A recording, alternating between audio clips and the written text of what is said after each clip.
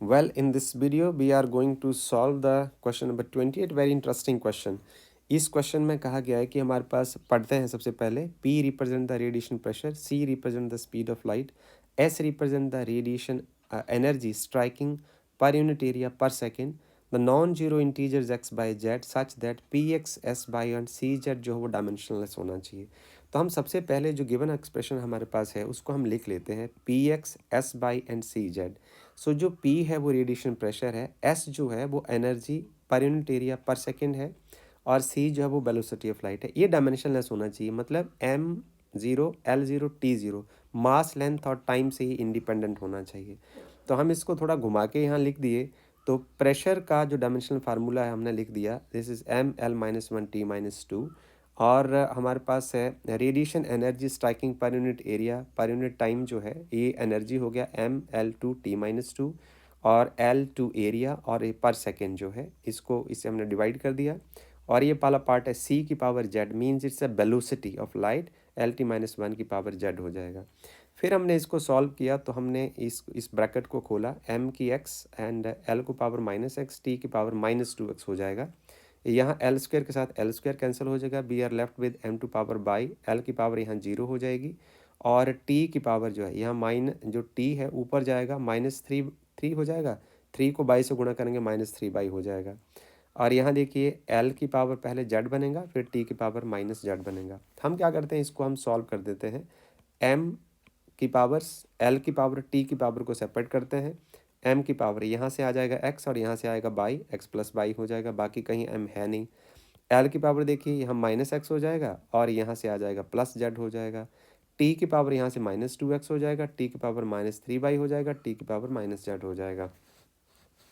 अब पावर्स को आप कंपेयर कर दीजिए, सो दैट द क्वांटिटी जो इससे जनरेट होगी वो डायमेंशनलेस होनी चाहिए।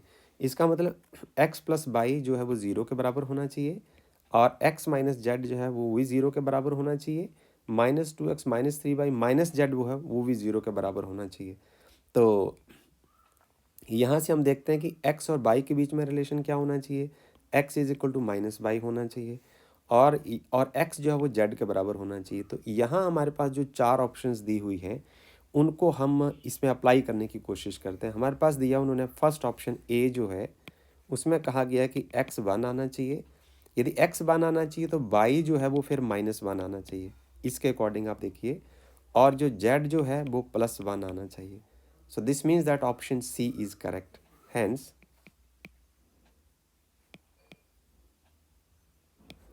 Option C is correct. इसलिए जो ऑप्शन C है वही करेक्ट होगी। उसके बाद हम चलते हैं क्वेश्चन नंबर 29 कैसे करेंगे। We will go now for question number 29। ये देखिए, ये रहा हमारे पास क्वेश्चन नंबर 29। यहाँ क्या कहा गया, dimensional formula of permeability mu is given by. So हमारे पास है डायमेंशनल फार्मूला परमिएबिलिटी म्यू। तो हमने एक एक्सप्रेशन इस्तेमाल किया था कि जो वेलोसिटी ऑफ लाइट का एक्सप्रेशन होता है तो वो होता है 1/μ0 ε0, राइट। तो हमें μ0 का डायमेंशनल फार्मूला निकालना है, तो ये 1/c² ε0 हो जाएगा। तो हम इसको इजी टर्म में लिखने की कोशिश करते हैं। देखिए, हम जानते हैं कि जो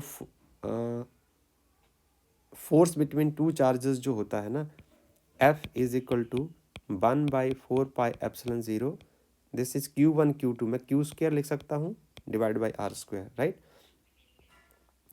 तो हमारे पास हो जाएगा 1/ε0 क्या हो जाएगा, FR² upon Q² is equal to 1/ε0।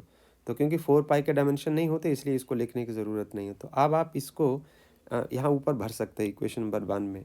From equation number 1 and 2 आपके पास आ जाएगा permeability is equal to 1/c², 1/ε0 की आप जगह आप लिख सकते हैं FR² अपॉन Q²। अब भर दीजिए।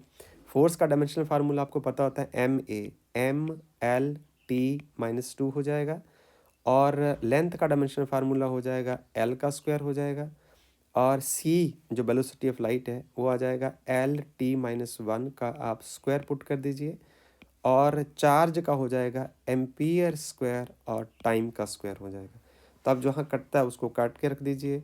ये आपके पास आ जाएगा ML-T-2 L2 upon L2 T-2 ampere square and T square. So T square साथ टी माइनस टू कट जाएगा, एल स्क्वायर साथ एल स्क्वायर कट जाएगा, आपके पास रह जाएगा M L T minus two और नीचे से आ जाएगा A minus two. So M L T minus two A minus two and hence option A is correct. हम यहाँ लिख सकते हैं कि इसकी ऑप्शन ए करेक्ट होगी। उसके बाद है हमारे पास क्वेश्चन नंबर 30। हम चलते हैं क्वेश्चन नंबर 30 के ऊपर। दोबारा फिर से पूछा गया now according to Newton the viscous force acting between the liquid layers of area A and velocity gradient delta B upon delta Z and is given by F is equal to minus eta A delta B upon delta Z. हमें coefficient of viscosity क्या dimensional formula पूछा है। हमें इस बात की से कोई लेना देना नहीं कि फार्मूला कौन सा दिया। हम एक सिंपल फार्मूला लिखते हैं जिससे हम पहले भी हमने सवाल हल किए हैं, that is 6 pi R v eta. So quantity का जो फिजिकल क्वांटिटी का डायमेंशनल फार्मूला चेंज नहीं होता, इसलिए हमें लिख देंगे eta is equal to F upon 6 pi. लिखने का ज़रूरत नहीं क्योंकि इसके डायमेंशन नहीं होते, तो ये डायमेंशनलेस कांस्टेंट है। आर बी लिख दीजिए। तो फोर्स की जगह आप लिख सकते हैं M L T minus two और लेंथ के रेडियस के होंगे एल और वेलोसिटी के होंगे L T minus one.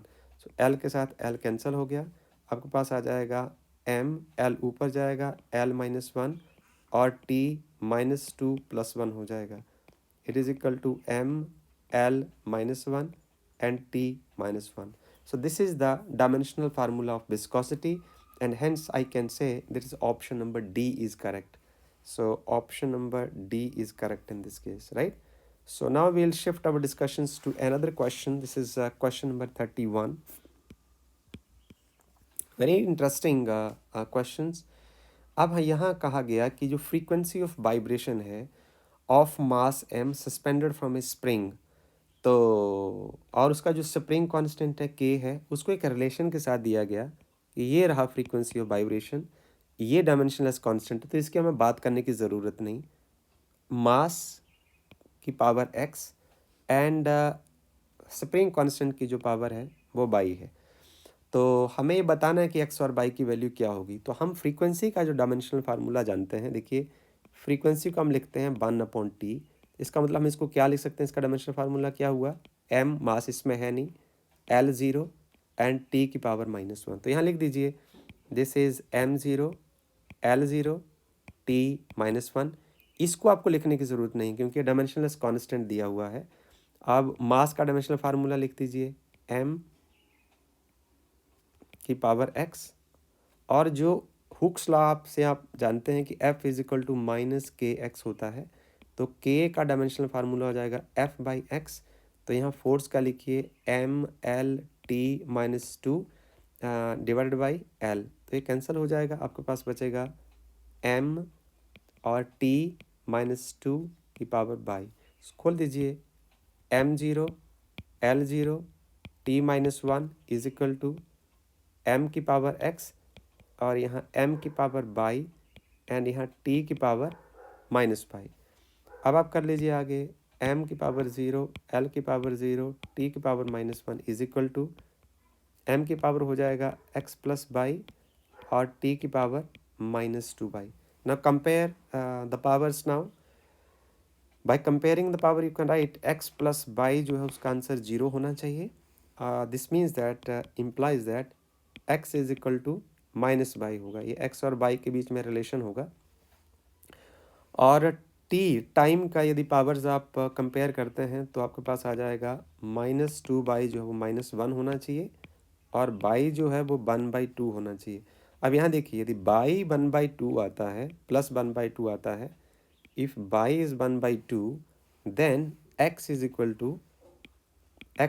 To minus 1/2। Simple. अब इसको आप ऊपर इक्वेशन नंबर 1 में सब्स्टिट्यूट कर दीजिए। हम यहाँ लिख देते हैं जो फ्रीक्वेंसी का डायमेंशनल फार्मूला है वो उसकी शेप क्या होनी चाहिए, कोई कांस्टेंट और m की पावर जो है प्लस 1/2 है, दिस नहीं x है माइनस 1/2 और k की पावर जो है वो plus 1/2। So give it some form. So ये कांस्टेंट होगा c constant it's 2 pi and k जो है वो न्यूमरेटर में रहेगा और m जो है वो डिनोमिनेटर में चला जाएगा, यहाँ आप लिख दीजिए दोनों की power 1/2, right. So this is what the formula for the frequency of a spring. And then इसका जो राइट ऑप्शंस होंगी, y is equal to +1/2, so ये ए और सी में है, और x is equal to -1/2। I think it's option D is correct. सो इसमें हम ले सकते हैं option D is correct, right. So now question number 32 is, next we have question number 32। Dimensional formula of pressure is, simple question है, जो pressure is equal to force by area, लिख दीजिए दिस इज ml, फोर्स का हो जाएगा mL/T-2, area का आ जाएगा L2। सो ये आपके पास आ जाएगा mL-1T-2। So simple, mL-1T-2 32B। सो 32 क्वेश्चन जो है mL-1T-2 C, ये सी ऑप्शन इसमें करेक्ट होगी। अब हमारे पास है question number 34, dimensional formula of self inductance. तो इसको हम निकालते हैं। Dimensional formula of self inductance जो होगा L, इसको हम कह देते हैं कि V इज इक्वल टू हमारे पास होता है IR, और V is equal to LdI/dt होता है। अब कंपेयर कर दीजिए, हमारे पास आ जाएगा IR is equal to LdI/dt होगा। Okay, so dimensional formula of self inductance is equal to, इसको ऐसे नहीं निकालेंगे, इसको हम निकालेंगे, इसमें हमारे पास आ जाएगा voltage across the inductor is equal to L time dI/dt। So voltage को हम लिखेंगे, L आ जाएगा हमारे पास V टाइम dt/di आ जाएगा। वोल्टेज का आ जाएगा आपके पास work done on a charge, and dt, ये dt आ जाएगा अपॉन di आ जाएगा। ओके, सो वर्क डन का आ जाएगा mL/2T-2, और dt का आ जाएगा t, आपके पास आ जाएगा चार्ज का आ जाएगा एम्पियर इनटू टाइम, और करंट का आ जाएगा आपके पास एम्पियर। अब इसको थोड़ा सा हम यहाँ लिख देते हैं, हमारे पास स्पेस की कमी नहीं है, चलिए ऐसा लिख देते हैं। हमारे पास आ जाएगा m and then L2, t के साथ यहाँ t कैंसल, और T-2 और एम्पियर -2, mL/2T-2 एम्पियर -2। तो 34 का C होना चाहिए। सो C हेयर सामने आप देख सकते हैं 34 question, and this is C option is correct. Now we will go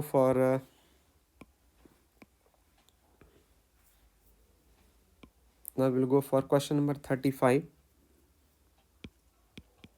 35 is of the following physical quantities, which one of the following has a dimension different from the remaining three? So देखिए, energy पर unit volume दिया जी, ये देखिए energy पर unit volume, right. तो इसका dimensional formula जो वर्जी बने, हम देखते हैं कि इसमें सेम क्वांटिटीज़ क्या बनती। पहली क्वांटिटी हमारे पास एनर्जी पर यूनिट वॉल्यूम, दूसरी क्वांटिटी हमारे पास V है जो है फोर्स पर यूनिट एरिया, फोर्स पर यूनिट एरिया। सो फोर्स को लेंथ से मल्टीप्लाई कर दीजिए, लेंथ से डिवाइड कर दीजिए, तो फोर्स इंटू लेंथ बन जाएगी एनर्जी, और एरिया इंटू लेंथ हो जाएगा वॉल्यूम। तो ये दोनों सेम हो गए, ये आंसर नहीं हो सकता। सी में है product of voltage and charge per unit volume, voltage and charge per unit volume. So देखिए पोटेंशियल जो होता है ना, वो वर्क डन होने चार्ज होता है, तो वर्क क्या हुआ, पोटेंशियल इंटू चार्ज हो गया। दिस मीन्स इसको हम ले सकते हैं work done upon volume. So work और एनर्जी के यूनिट सेम होते हैं, डायमेंशनल फार्मूला सेम होता है, तो क्या हुआ एनर्जी बाई वॉल्यूम। तो पहला भी सेम है, दूसरा भी सेम है, तीसरा भी सेम है। This means angular momentum 35th D is a right option. तो एंगुलर मोमेंटम जो है एक डिफरेंट क्वांटिटी रही। So next is question number 36। Dimensional formula for angular momentum क्या होगा? सो एंगुलर मोमेंटम का डायमेंशनल फार्मूला क्या करेंगे आप? L is equal to R cross P. Length का जो डायमेंशनल फार्मूला होगा वो होगा जस्ट L, और momentum is mass into velocity, so मास का हो जाएगा m, वेलोसिटी का हो जाएगा lt minus 1। So ultimately it will become m l2 and t minus 1, ml2 t minus 1। so 36 option number B is correct. From question number 36 option number B is correct, right? And then we have, now we have last question, this is question number 37। इस question में कहा गया है, हमारे पास क्या है, C and R denote the capacitance and resistance, तो CR का डायमेंशनल फार्मूला क्या होना चाहिए? देखिए हम जानते हैं B is equal to IR होता है, और वोल्टेज अक्रॉस द कैपेसिटर क्या होती है? This is Q upon C। दोनों को बराबर कर दीजिए, आप लिख दीजिए IR is equal to Q upon C। आपको CR का डायमेंशनल फार्मूला निकालना है ना, तो इसको इकट्ठा कर दीजिए, क्रॉस मल्टीप्लाई करिए, CR is equal to Q upon I हो जाएगा। सो CR किसके बराबर हो जाएगा? Q अपॉन, करंट को कैसे ले सकते हैं आप? Q अपॉन T, Q से Q कैंसिल। दिस मीन्स जो CR का डायमेंशनल फार्मूला होगा वो होगा m0 l0 एंड t। तो टाइम का dimensional formula, it represent time constant, right? so this is m0 l0 and t। so this is the best ways to solve such question, and 37A option is correct। so इस तरीके से हम competitive exam में इन questions को बहुत जल्दी से attempt कर सकते हैं। You can do it so fast. so with this I am going to close this video। thank you very much।